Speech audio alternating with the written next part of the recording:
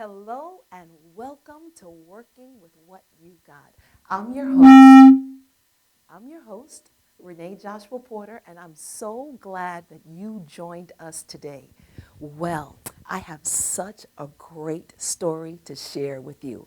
Last week, one of our guests, Timothy Aiken from Aiken Services in Florida, South Carolina, gave a really great story about how he was able to start a non-emergency transportation service.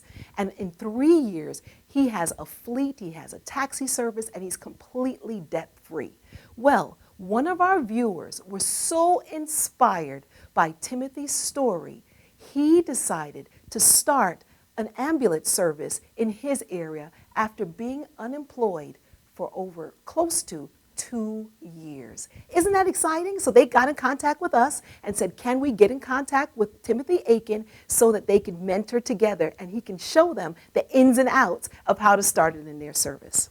Isn't that awesome? Our show is all about you seeing things from the perspective of you have more than you think you have. You have more time, you have more talent, you have more resources, you have more creativity, you have more money, you have more people on your side. And it's time to unknot your mind. Well, last week we made a peanut butter smoothie, and our lines are going to be open throughout the hour. If you have any comments or I want to hear your feedback, whether you hated the smoothie, you love the smoothie, call us. We want to hear from you. But today we're going to make a quiche. Yes, a quiche. What are we going to make the quiche out of? The staples that everyone seems to have in their home. We're going to use bread, and we don't have bread. We're going to use hot dog rolls because that's what we have. We're going to work with what we got. We're going to use eggs. We're going to use cheese. We're going to use onions. And then we're going to use different vegetables because we believe in eating the rainbow. If your food is too beige, it's too tan, that means there's some nutrients that's not being represented in your palate. So we have some yellow peppers, we have red peppers, we have some cut green beans, we have broccoli. And what we're going to do is this. We're going to start by taking a loaf pan. I put some oil on the paper towel. I use coconut oil, and I covered the inside of the pan.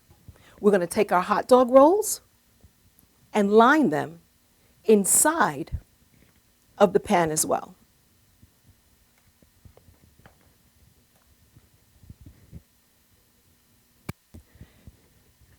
Next, what we do is we break our eggs.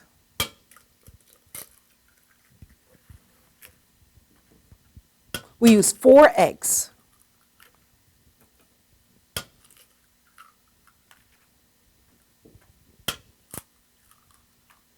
We use a cup of milk.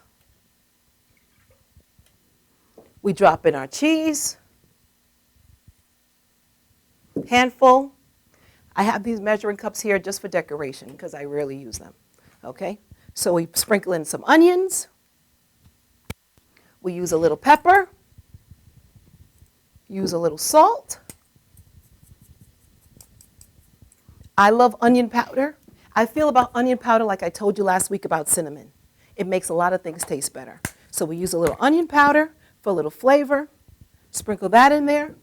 Then we whisk. Till everything's mixed up really good.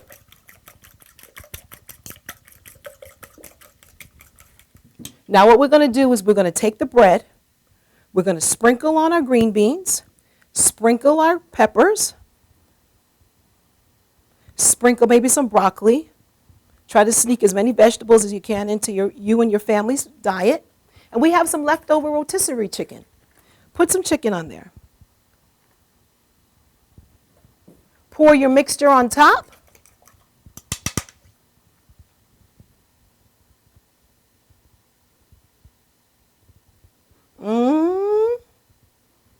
For myself, I would probably add a little bit of cayenne pepper because I like a little kick.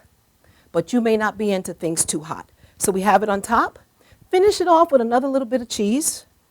And say you have American cheese. Maybe all you have is the regular cheese that you would use in a sandwich. Put that on there. You're going to work with what you got. Put it on there. Cover it with foil. Put your oven on 375 degrees for 20 minutes covered. The last 20 minutes, After 20 minutes covered, the last 20 minutes, you're going to take the foil off. And then you're just going to keep checking it. You're going to know it's done by sticking that fork in there and see whether it's loose or whether it's firm. Put it right into your toaster oven, and we have one already made. Look at that. Can you get in there and see that? Isn't that delicious?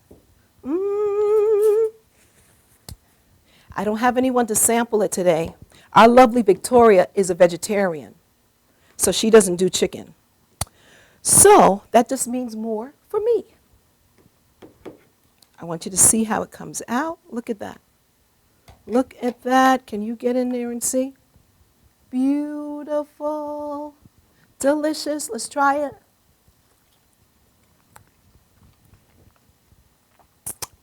I'm telling you, this girl can cook.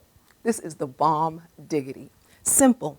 Eggs, cheese, milk, bread, onions, whatever vegetables you have. You going to try it, Tom? It looks too good. All right. Tom is going to try Let's it. give it a shot. Come on, Yeah, Tom. Vicky had it last week, so it's my turn. All right. Tom is going to try it. That's real good. See? All right. See, I had to come out of the control room for this one. All right. This is the owner of Madhouse TV. Whoa! We're working with what we got. And what do we have? A fallen tree. We have a happy owner. And we have a delectable quiche. And we'll be right back after this break.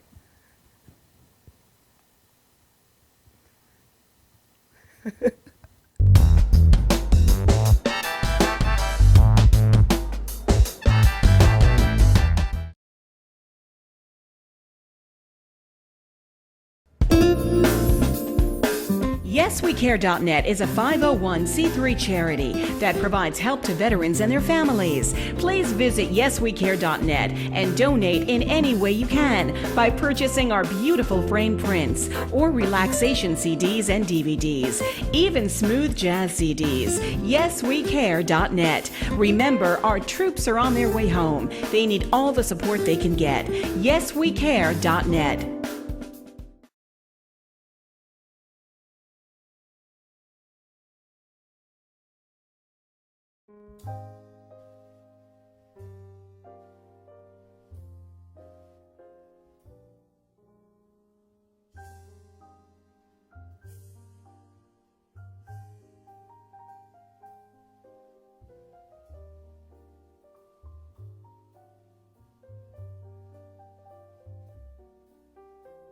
Hi, my name is Dr. Tom Dow. We have a multidisciplinary practice in Melville and Ronkonkoma, New York, and we treat patients with many, many different conditions, from newborns through geriatric patients with numerous different techniques. There's a technique and a type of treatment for every class of patient. We have them all here.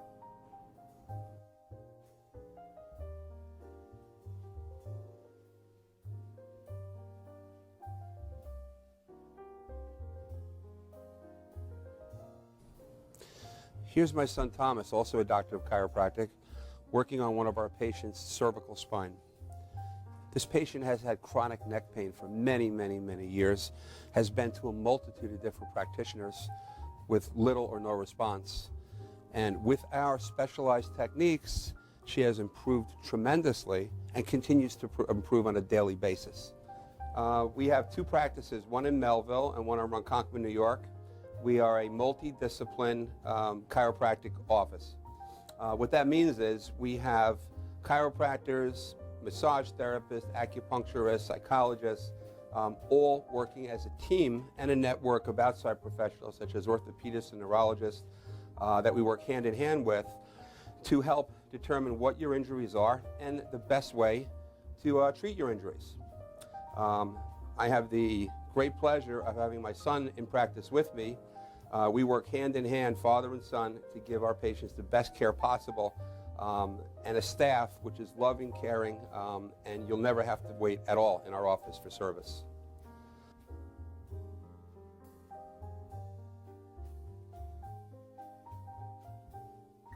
Many times patients come into our office and they have what's called a soft tissue injury. Soft tissue injuries are like scars inside your body. If you've ever been cut on the outside of your body, you get a scar. The same thing happens inside of your body to your muscles and ligaments. So our job is to determine where those are, stretch the muscles, adjust the vertebra back into their correct position, and then refortify normal structure with exercise. That's what we do best, and I hope someday you'll come see us at one of our 2 offices. Thank you.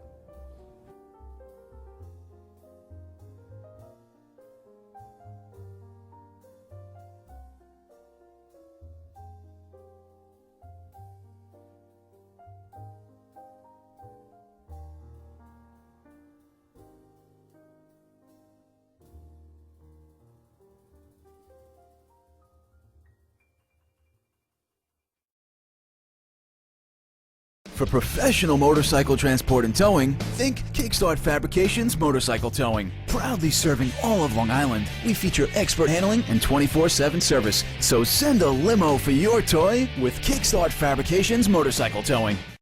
Are you planning an event and want to include entertainment, but you're not sure where to turn? Act1Entertainment.net has provided over 1,500 events with quality, affordable live entertainment at private parties, corporate affairs, festivals, bike rallies, and more. Act 1 will fit into your budget. They're friendly, reliable, and do all the legwork for you. They take all major credit cards. Log on to Act1Entertainment.net for a free, no-obligation price quote or call 631-758-3505 for a brochure. You'll be happy you did.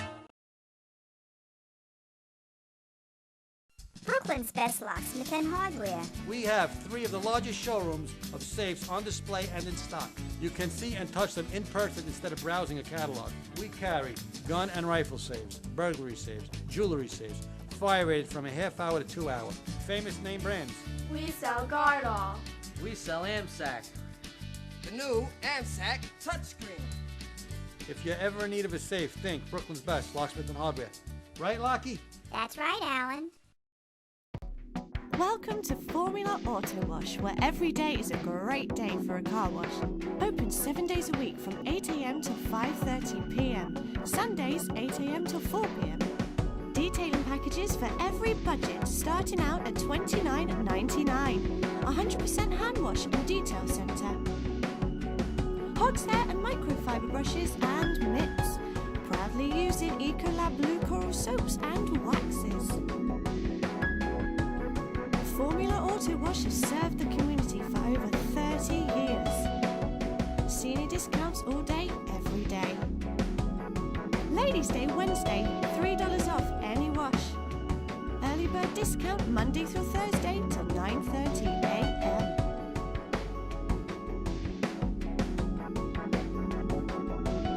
Check out our website, formulaautowash.com.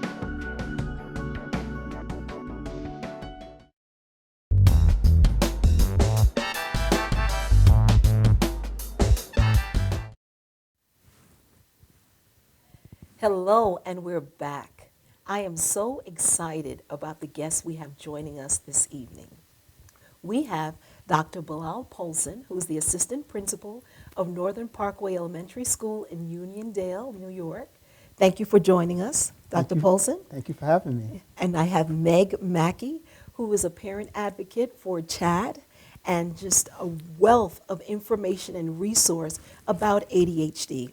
And the reason why we wanted to really have this conversation today is because there are a lot of fears and myths that surround the topic of ADHD.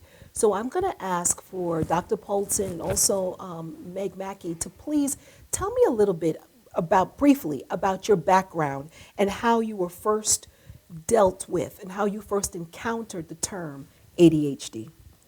Okay, I'll start. As a young boy who was overly active in elementary school, I was misunderstood greatly by my classroom teachers.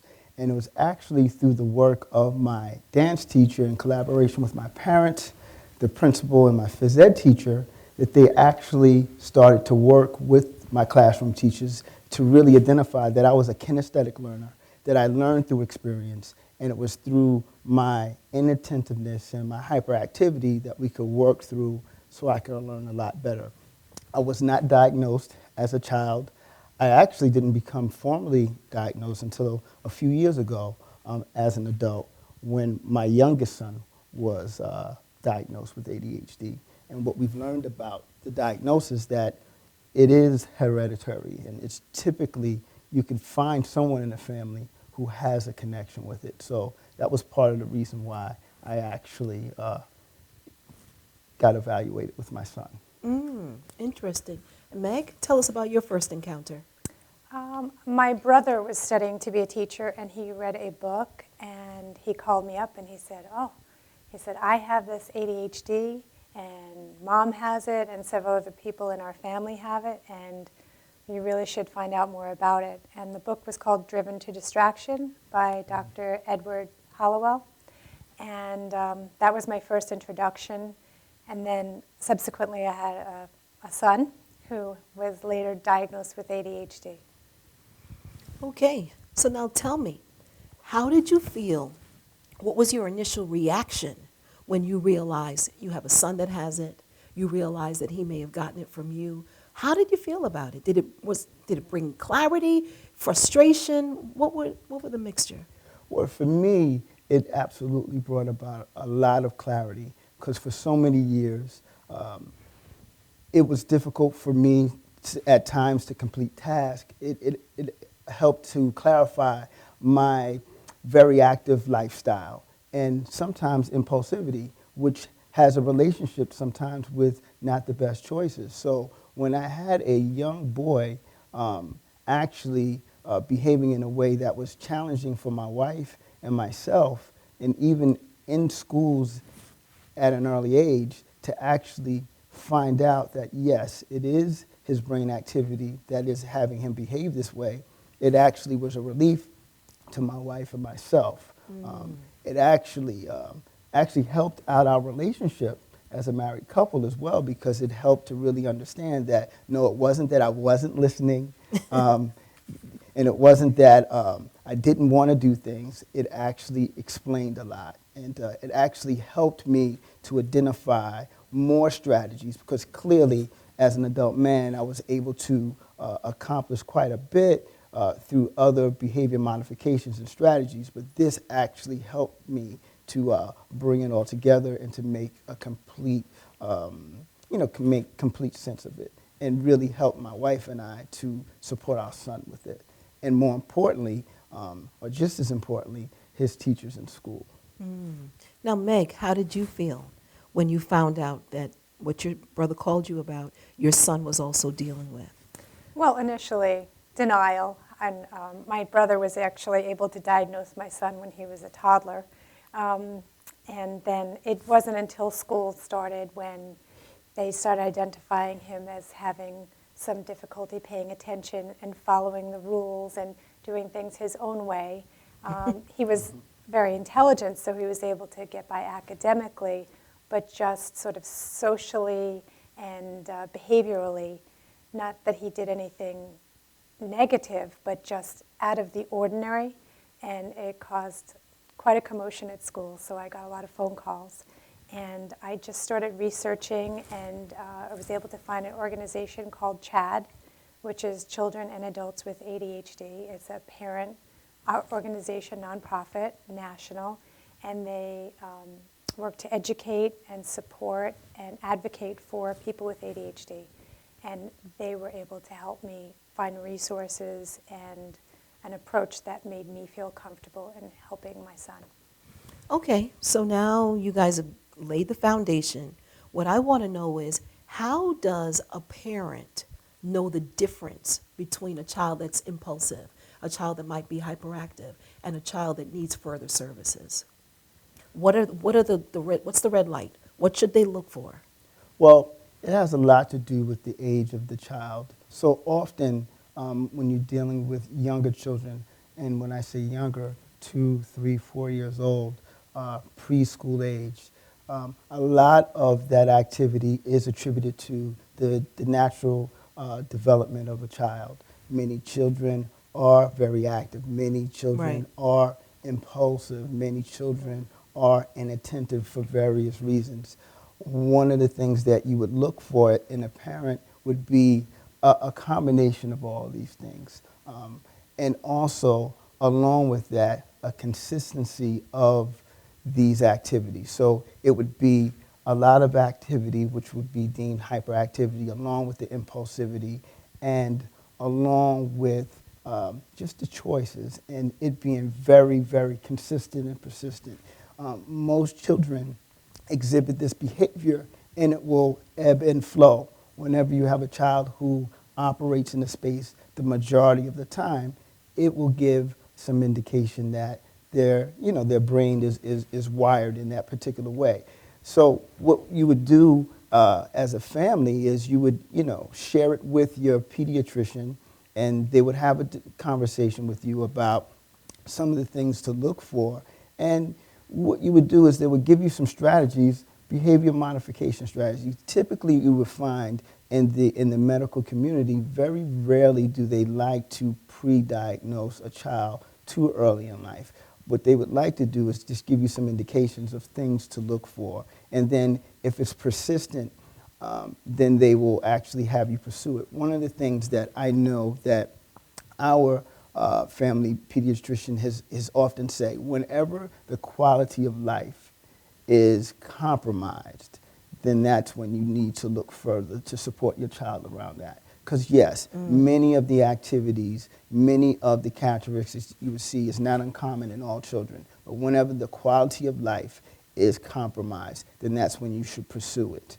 And then that's when typically an adolescent or a child pediatrician will refer out to either a neuropsychologist or a neurologist for further investigation. Okay, now Meg, what were the signs that you started to see that you knew, okay, something else was needed? Well, no never meant no in my son's mind. That was just a given. And other children, you'd take them into a room and you'd say, don't touch this, don't do that. And they would follow suit. And he would never do that. And he would do risky behavior, I suppose you'd call it, where he would climb not just the jungle gym, he would climb the tree to get to the rooftop, to be on top of the building. And so is it fair to say that there were times you were alarmed, that you found yourself very alarmed at his choices? I didn't fear it because I accepted that that's who he was, that I felt that he was safe, although there were times where it was difficult to get him down off of some of these tall spots that he was in. But I wasn't really alarmed. I was just aware, and I noticed it. I'm not an alarmist type person, so it didn't trouble me, but I just took notice of it. Now, did you feel like you have another child? Yes. Okay. Did you ever feel like his siblings were not safe around him because of the impulsivity? No, I think my daughter had a different perspective. She was 2 years younger, and she didn't follow him. She kind of had a sense of fear in her that he didn't have. So I didn't fear that she would be going along with his program, luckily. Okay, that's excellent. Now let me ask you, I'll start with you, Meg. Do you think that parents should include the school in the assessment and the treatment of the child? Absolutely. Why? It is imperative. The school needs to be part of the solution. They need to be part of helping your child. They need to be, they spend as much time as you do during the day, waking hours with that child, and they can make or break a child. And you want them to be able to help you with the treatment and with the assessment of your child. They spend a lot of time, and they will see the effects of positive and negative behaviors more quickly than anyone else in their lives will. So teachers are the foundation of helping your child through ADHD. Dr. Paulson, you agree with that? Absolutely. It's been my experience that most neurologists and neuropsychologists often include the school, particularly the classroom teacher, and actually give them instruments and tools to complete along with the family. Not only that, it's, as Meg said, it's imperative that the school is aware, because it's a partnership. In order to really support the child successfully, it's important that we have that information so we could work in tandem, because oftentimes, as she's pointed out, there's things that we see that the family at home may not see, and there's things that the family really important insight that the family will have for the school to help us develop a holistic plan that will be for school as well as at the home. Now, I've heard a lot of different conversations from different populations. Dr. Polson, what do you think that you've seen has been the general consensus among African American families when it comes to ADHD? Well, I could say historically, the African American community, the African community, and the Latino community have definitely not embraced it. But I could tell you throughout the years, the families have become a lot more aware of it because of the information, because of the research, because of the conversation and discourse and the partnerships that they had with school. But still, it's a long way we have to go because it still is a stigma attached to ADHD and other differences within our students and families. So yeah, there's many of our families from the African American community, from the African community and the Latin community feel as though that it's not anything other than a child not listening, they're being lazy, they're unmotivated, or the classic, they're just dumb. And we know that that's not true for any of our children. All of our children are brilliant and talented. It's just that it looks very different for each one of them. So let me just ask you, one of the reasons even that we first encountered, having this discussion was a real powerful statement that you made, Meg, and we talked about it. Meg and I were working together with a town program, and she said something that was really poignant. Meg, you want to? Remind me what statement that was. Well, Meg had mentioned, she said that a lot of times in African American families, you see the label of ADHD as a stigma. And she says, and in, Caucasian families, you see it as a method of getting the services that the children need. That's absolutely correct. In my experience and in my community, my friends, when there was ever a need for a child to have a diagnosis, it wasn't the focus, wasn't the diagnosis, it was what do we need to help this child?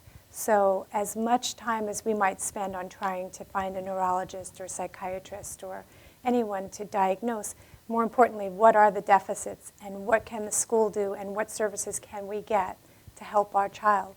And schools have a lot of free resources and people who want to help, who can help, who are educated and have a lot of experience.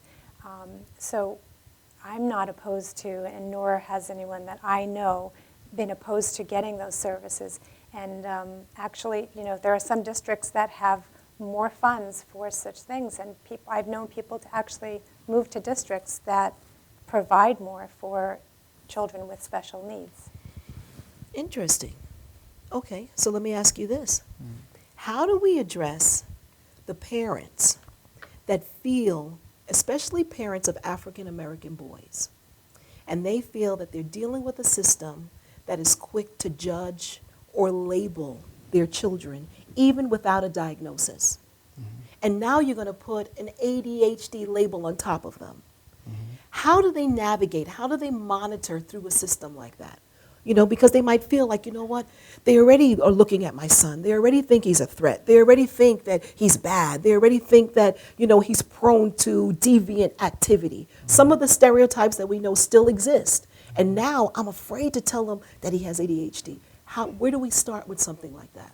Well, it starts with our families becoming a lot more aware and informed about ADHD and learning that it is something that should not be stigmatized. It isn't anything that's negative. It is actually has a lot to do with the way our brains are constructed. It has a lot to do with neuroscience. And once they learn that it's actually the way our brain is constructed, it's the way it operates, it's the way it moves, it's actually the engineering of it, and that information would help support them. Too often, things are thrown around and not enough insider information is shared. So our families will withdraw and not really will not embrace that information. So it really starts with being a lot more insightful about, okay, what is this ADHD thing? and it has everything to do with the way our brains are wired. You hear many of the researchers in the field now talk about this whole idea of executive function, and that has everything to do with the way our cognitive faculties operate along with decision making. It's decision making, it has to do with impulsivity, and it has to do with really self-regulation. And it has everything to do with the idea of how the brain is constructed and what stimulates our brain. So oftentimes, and this is what is really difficult for many of our families, is that they have a hard time understanding this idea because they say, hey, our son, when it comes down to watching television or playing sports or playing video games, they're very attentive. But when they learn more about this idea of executive function in ADHD, you know that it has everything to do with what parts of the brain get stimulated. And when you are stimulated by these activities, you are able to attend.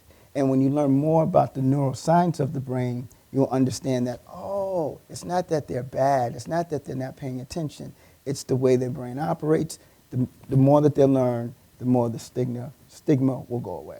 Excellent. And I'll hear your answer in one moment, right after we take this break. We'll be right back.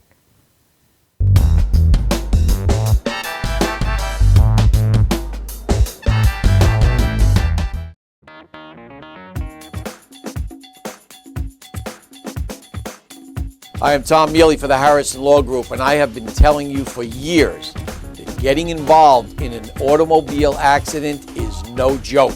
This is what we do. We're not new at this game. If you've been involved in an accident of any kind, and you go to a law firm that says you have no case, it's simple. It's because they can't do it and they don't get it. You need to call us directly at 1-800-INJURY-LAW.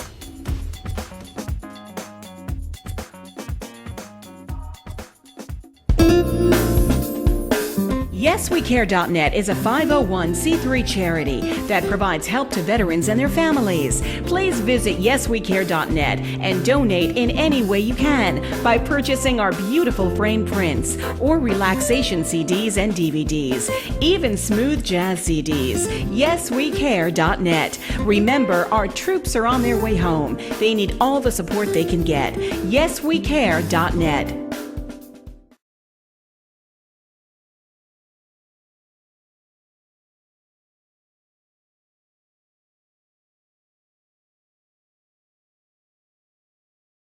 Brooklyn's best locksmith and hardware. We have 3 of the largest showrooms of safes on display and in stock. You can see and touch them in person instead of browsing a catalog. We carry gun and rifle safes, burglary safes, jewelry safes, fire rated from a half hour to 2 hour. Famous name brands. We sell Gardol. We sell AMSAC. The new AMSAC touchscreen. If you're ever in need of a safe, think Brooklyn's best locksmith and hardware. Right, Lockie? That's right, Alan.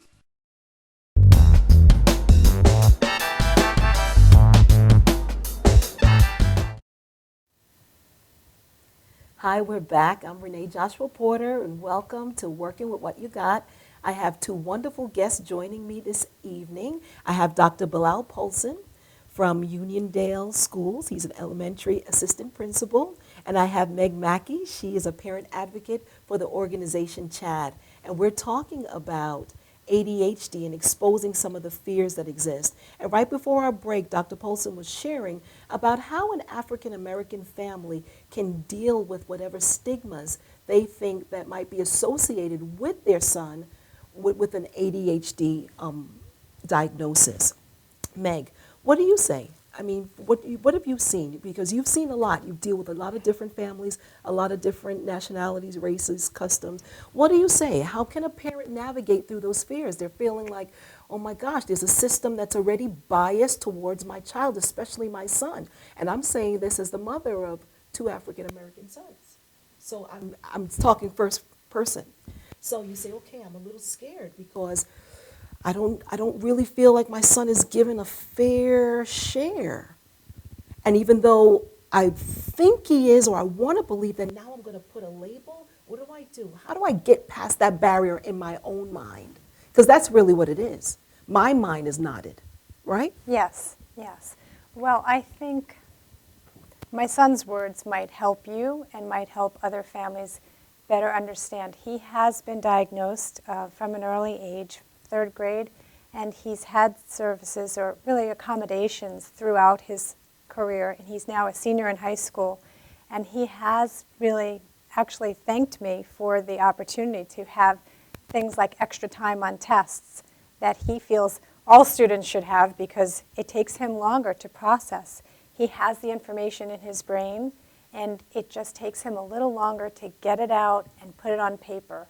And if you have the information in you and you want to share it and you want to succeed in school, and I think all children do want to succeed, I believe they should be given every opportunity to do so. And so why would you not want your child to have that opportunity? Why would you want them to be suffering when they could be excelling? Excellent. And having more people understand them. He's told me earlier today that some of his teachers are exceptionally accommodating when they understand his challenges, and they freely give him the extra time. They realize that he has the information, that he wants to do well, and they give him the opportunity. So does that help you? That does. That's excellent. Very well put. Okay. Very, very well put. Okay, let me ask you. What would you say is one of the biggest lessons that you can give to a youngster or a child about working with what you got? Well, one of the biggest lessons I would recommend, and this is something that my wife and I did with our son who's eight, who's been diagnosed with ADHD, is for them to learn more about it and for them to embrace it. One of the things that our 8-year-old Malachi has said is that he's really clear about his ADHD. He understand. One of the things he said really, when I think he might have been 5 or 6 years old, he says, "Daddy, Mommy, I have a lot of energy in my heart." So that's one thing. And then the other thing is when we, and it was, we were fortunate because we were able to have a lot of services, early intervention around speech and behavior modifications, where actually we didn't have to medicate him until much later. And actually, one of the things that he actually decided, he says, "Hey, I just want to be able to complete my work," because he wasn't able to stay on task. He's actually a student who actually excels. So it wasn't that he wasn't doing well, it was the quality of work wasn't to his standard. So he, along with my wife and I, we made a family decision to actually pursue the medication, and he actually named it himself. He doesn't call it medication, he calls it PAVs, pay attention vitamins. So it's about children taking ownership for their own space, their own ways of being. What about you, Meg? I feel the same way. Oh, you're getting a call? I think so. You want to take We're that? going to keep on going. Okay. Let us know if it's for us. Okay. So I think the same. I think knowing and accepting who you are as a person with ADHD or whatever your issues are. My son calls it an issue. Some people call it a disability. Some people call it an advantage. And sometimes he sees it as an advantage.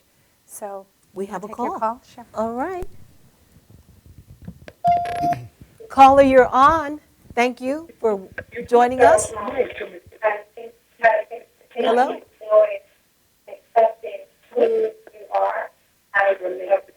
Oh, they're hearing the delay. Hello? Yes? I guess they have to turn it down. Is this the... Yes? You're on, caller. I think they have to turn it down. Can you hear me? Yes. Okay, you have a question or a comment for our guest? 1 second. I've struggled with ADHD in my education years. I've had resource room and disability services since about 7th grade. Okay. And I feel the same way that what you guys are saying right now. I understand that it is a struggle among black people, African Americans, to get services because my mother and I, we struggled for about 4 years since I was diagnosed, and by the time I got my services, it was a bit, testy.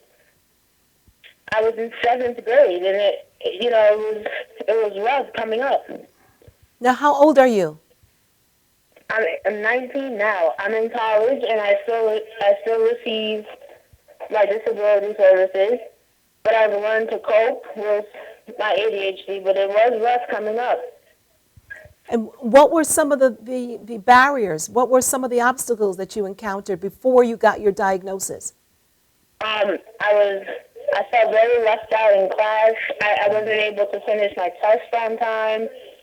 I couldn't relate with some of the students, and the teachers couldn't really understand because at the time they didn't know that I had a disability. So it was quite the struggle. Do you feel like it made you very angry? Yeah, it did. I did. I was very angry. I had a little bit of an emotional barrier between the teachers and the students, and they couldn't really understand me, and I was feeling very alone. So where are you at now? How are you at? Right now, I'm doing much better. I would say it's not the same in college, you don't get the services that you did in high school, but being able to cope with those services, it is a lot better. I can relate with my teachers. They know that I have disabilities, and it helps me a lot along the way with my college schoolwork. Thank you so much for sharing. Hold on. Dr. Polson or Meg, do you have something that you'd like to say to our caller? Yeah, I just want to commend you for being so vulnerable and open and honest about your experience. And that's been my experience in terms of many students. Once they are able to be diagnosed and their families are aware, they're able to experience a lot more success. So I just, commend you for that. And I hope that you're spreading the word with your friends in the community where you attend school to become more aware of ADHD. And what are you going to college for, may I ask? Early childhood education. Excellent. Excellent. Great. And great. I just want to bring to your attention also that females are usually less diagnosed than males because often it appears in a different way, whereas the boys are boisterous and they're very active. Girls are sometimes more inattentive and they're quiet, so teachers don't always identify them. So I think that it's very fortunate for you, caller, that you were diagnosed early and that it was caught because you could get services, and a lot of girls do not. And my own daughter, and I was very aware of ADHD, wasn't diagnosed until this summer, and she's 15. Wow. So she didn't receive services until now, and she has a lot of anxiety. And part of that anxiety was because she struggled in school, and I didn't realize it. She's also very bright, and it was masked. And I thought it was the anxiety, but often it was her inability to manage her Anxiety. ADHD. Wow. Yeah. Oh, thank you so much, caller, and all the best to you. Wow, that's great. There you That's have great. it. And I like what you told her. We really commend her for being so vulnerable and so open. Yeah. And also, it sounded like she had a very supportive family that was willing to leave no stone unturned until the services were found. Absolutely. Now, we were asking, what would you say, Meg, you would tell a child or a youngster about the biggest lesson that they can do about working with what they got? Well, I will refer back to my son, and I spoke to him a little while ago and asked him that very question. And I think that working from your strength is what is really the most important thing. And find what your strength is, your passion, your island of competency, what makes you you. Island of competency. Yes. Oh, I love that term. Yeah. I never heard that before. Yeah, I like that. I heard that through Chad, and I've stuck with it because it really does identify what makes you you, what makes you special, what makes you tick, what gives you passion. And live on that island as much as you can. And parents, please encourage those islands of competency. And I hope you do talk about your island of competency because it is such a great story. how you can achieve so much when you have something to hold on to. With ADHD do come, a lot of negative feedback from teachers and things that get you into a little bit of trouble. So it's very important to have something to hold on to that makes you happy. That is so, I'm going to totally run with that island of Okay. competency Great. theory. I love it because I started thinking about how even as youngsters, they're always comparing themselves. Right. So now you see Jack and he's really good in this, and you see Mary and she's really good in that, and you're feeling frustrated because you're not Jack and you're not Mary, Right. but you find your own island of competency and then you can soar from there. That's right. Now, yes, and I'm glad that you segue into the fact that he does have an island. Hmm. Share with us a little bit about your island. Well, as I had mentioned earlier, when I was a young boy, undiagnosed, one of the things that my parents in school had identified was that I wasn't doing well and I had issues with my behavior. But they actually worked very closely with my dance teacher, Mary A. Beard, who was the founder and the director of the Vinette's Cultural Workshop. She worked closely with my parents, my classroom teachers, my principal, and my phys ed teacher around learning that I was a kinesthetic learner. So I learned through doing. So it was through that work and in my family and my parents actually allowing me to dance at an early age. That was my island of competency. Excellent. And let me tell you, I've seen him dance. He's an outstanding dancer. So, Fabulous. and I applaud just the success that you've had. I definitely have major, major gratitude towards the Vinette's Culture Workshop. I'm a former student there too. Definitely not my island of competence.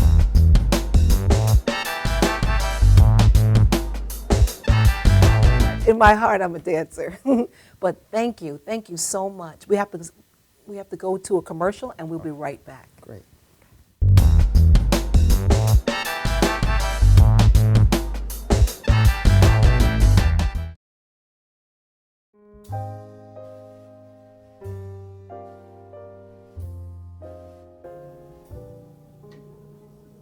My name is Dr. Robert Brevard.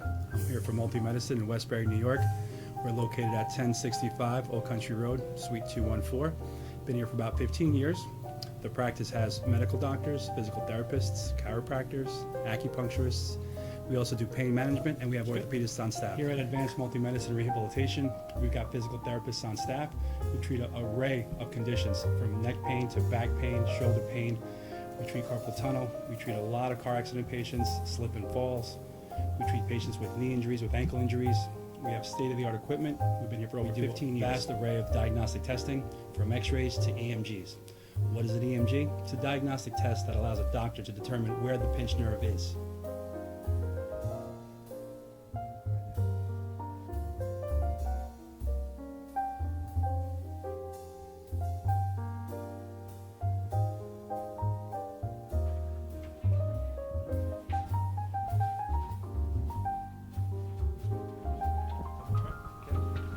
Cora is a physical therapist at Advanced Multi-Medicine and Rehabilitation.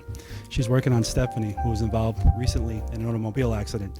Stephanie has tight thoracic and cervical musculature, and Cora is doing some myofascial release work and some therapeutic stretching, doing it to help her with her pain. Vicky is also a patient here at Advanced Multi-Medicine and Rehabilitation. Vicky is now working her leg muscles, specifically her quadricep muscles, trying to strengthen them after an injury she sustained.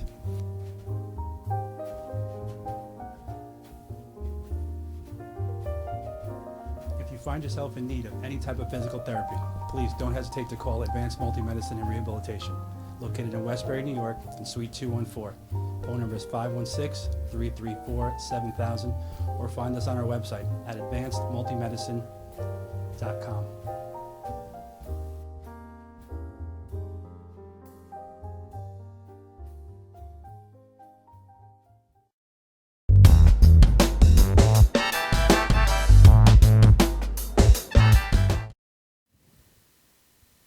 Okay, we're back. I'm Renee Joshua Porter, and you're joining in at Working with What You Got. I had two lovely guests. They were so awesome. Dr. Bilal Polson from Uniondale Elementary School. He's assistant principal. And I had Meg Mackey, who is a parent advocate for the organization CHAD. And I wish we could talk longer. You guys hit some really, really great points that we can definitely use moving forward to address these fears that exist with ADHD. But before we go, if you could please tell our audience how they can get in contact with you, Dr. Polson. You could contact and stay in touch with me via Twitter at Bilal Polson. Capital B is in Bob, I-L-A-L. Capital P is in Peter, O-L-S-O-N is in Nancy. Okay, excellent. And how about you, Meg? You can contact me through CHAD. We have a chapter in Suffolk County, and there's also another chapter in Nassau County, so just Google CHAD Suffolk County, and if you'd like to find out about our meetings, you can find out there as well. Excellent, excellent. Well, I hope you enjoyed it, and at this time, we're going to have our rant with MOOCs.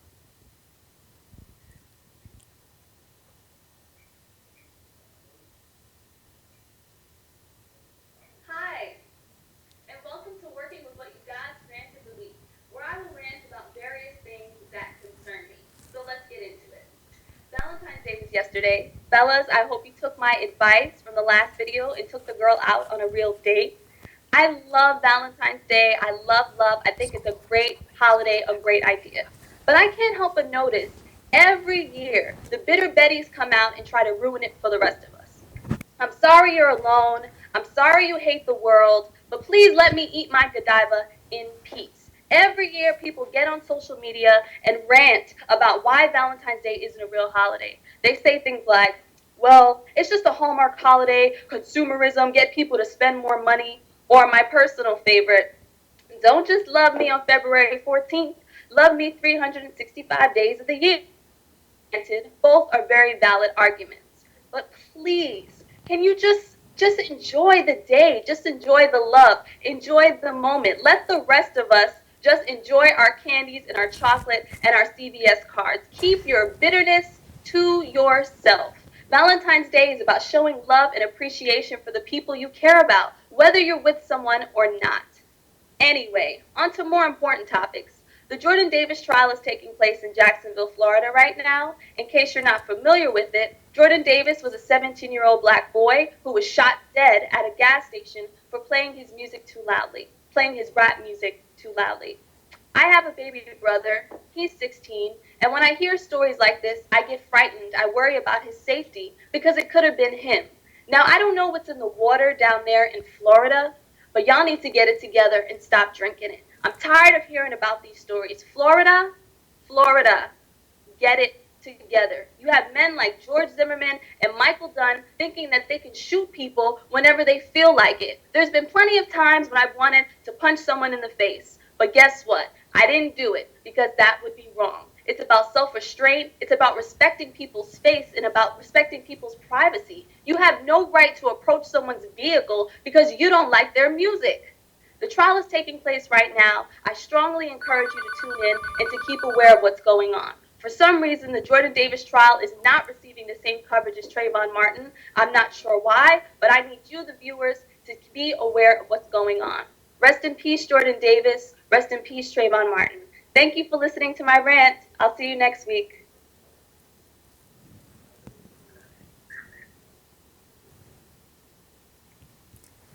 Thank you, MOOCs. I love MOOCs. She's just wonderful. Well, we covered a lot of stuff today. We talked about the fears with ADHD. We even made a quiche. MOOCs had a lot on her mind. And I thought about what I wanted to leave you with the theme of working with what you got. And I thought of a story. The first house that I owned in Deer Park, Long Island, is a house that I grew up in.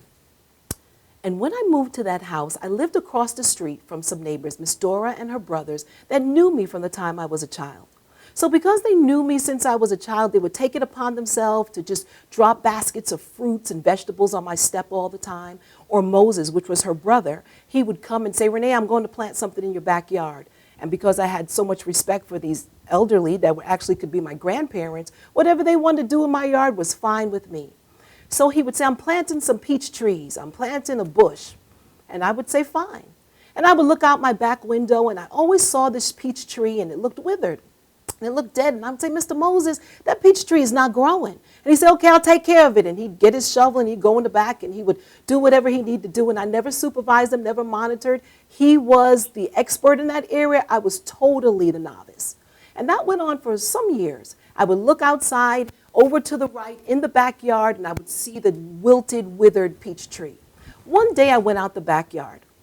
I went through the glass door and instead of walking to the right, I walked to the left. And when I walked to the left and I looked down to the side, there were a whole bunch of peaches on the ground. I said, where are these peaches coming from? A whole bunch of peaches. I couldn't figure it out. So I called my husband at work. Keith, you know there are peaches by the glass door in the back? Renee, what are you talking about? I'm at work, woman. What do you want? There are peaches in the back by the ground. He said, okay, and where'd the peaches come from? What do you mean where the peaches come from, Renee? They're our peaches. What do you mean they're our peaches? The peach tree is dead. Renee, we have peaches. Don't you eat the peaches? You have peaches in the kitchen. Yeah, I know we have peaches in the kitchen. Did Miss Dora drop the peaches? Those peaches from the basket of fruit that she gave us? No, woman, those are our peaches. You're bothering me. I'm at work. This is not important, Renee. We got peaches. Come on, I got to go. I got things to do. And he hung up the phone. And I thought about it, and I said, okay, I don't understand. So I went to Mr. Moses. I said, Mr. Moses, I looked through the backyard. I see the peach tree, and the peach tree is dead. But then I looked over to the left, and I saw peaches on the ground. I don't understand. He said, Renee, every time I go in the back, I planted a male and a female tree. You're looking at that dead tree. He says, but it's still cross-pollinating. It needs both trees in order to gain peaches. You have peaches. You have fruit. And I thought about that all the time. I walked in the backyard, and I focused on that dead tree. I focused on the fact it wasn't blooming, it wasn't blossoming, it wasn't bearing fruit. My mind was so knotted with what I thought I did not have that I didn't notice that I was bearing fruit. Not only did I have peaches, I was eating the peaches. I was eating my own peaches and didn't know they were mine. How often do we do that? How often do we just focus on what's in front of us? It's not blossoming, it's not growing, it's dead. And we don't realize that these areas that we think are not bearing fruit in our life are actually flourishing, they're nourishing, they're encouraging us, they're building us, they're fortifying us. And if only we would take the knots out of our mind, we could delight in the benefit of the fruit. So I want you this week to think about, what am I looking at that I think is dead, that's actually bearing fruit in a whole nother area? Free your mind, and the rest will follow. Thank you so much for joining us. See you next week.